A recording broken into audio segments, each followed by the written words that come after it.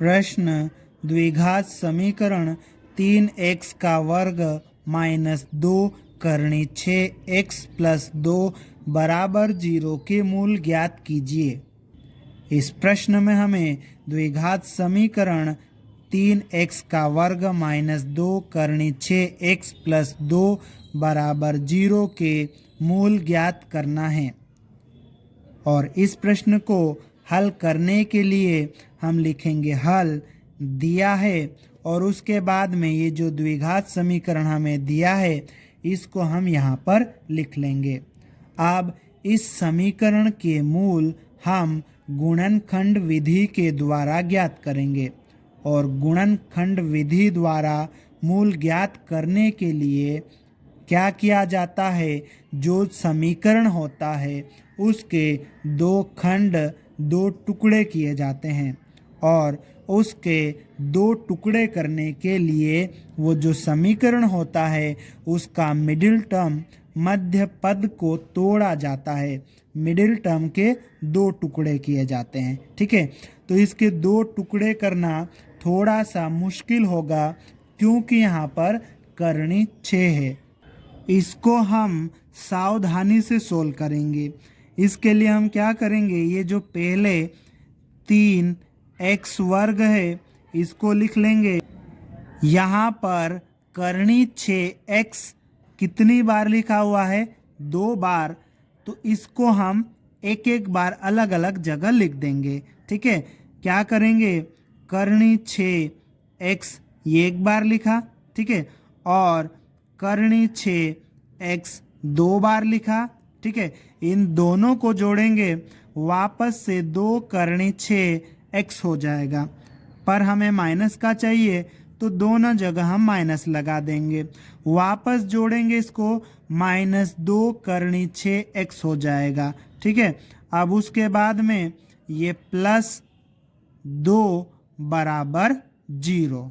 ठीक है, अब हम क्या करेंगे, यहाँ पर ये जो 3 लिखा हुआ है ना, इस 3 को हम क्या करेंगे, करनी 3 गुणित करनी 3 कर देंगे।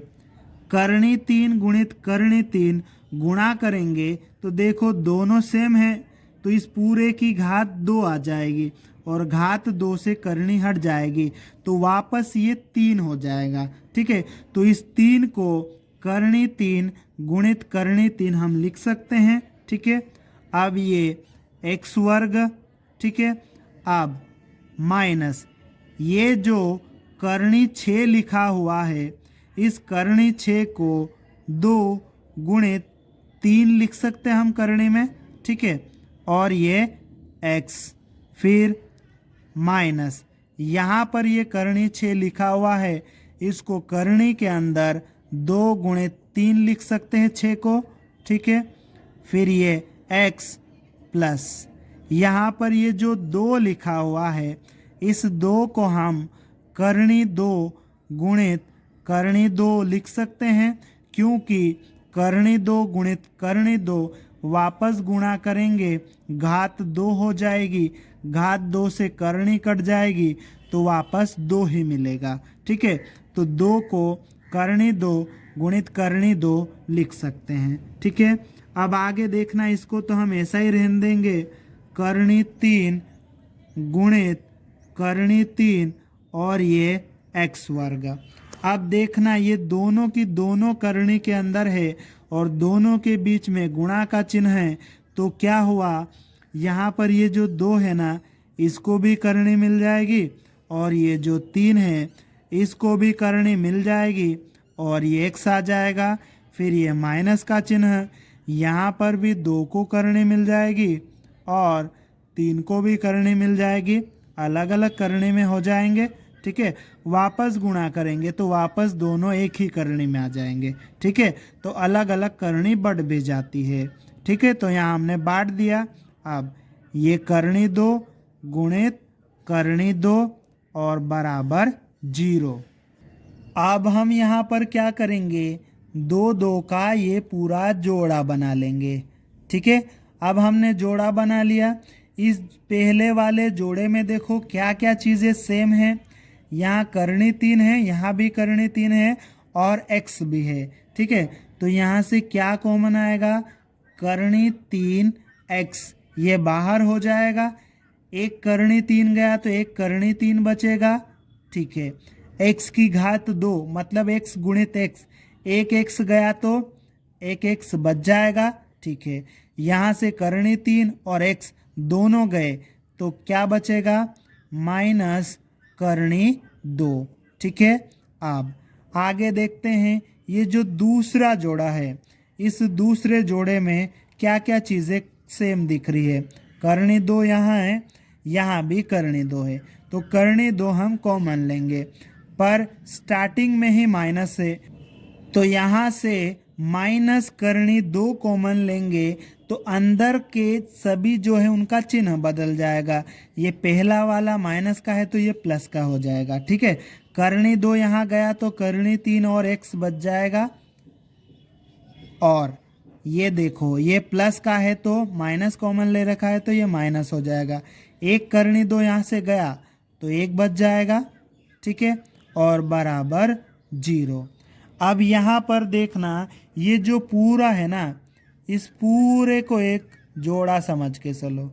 ठीक है, ये पूरा अगर एक जोड़ा है तो इस जोड़े में देखो ये दोनों जगह सेम है तो इसको कॉमन ले लेंगे, तो करनी 3x माइनस करनी 2 ये पूरा कोष्टक हम कॉमन लेंगे तो अंदर क्या बच जाएगा, यहाँ से करनी 3x और ये माइनस का चिन्ह और ये करनी 2 और बराबर के इधर 0।